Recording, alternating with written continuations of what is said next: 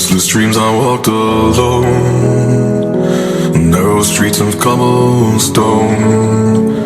Neath the halo of a street lamp, I turned my collar to the cold and damp. When my eyes were stabbed by the flash of a neon light that split the night and touched the sound of silence. And in the naked light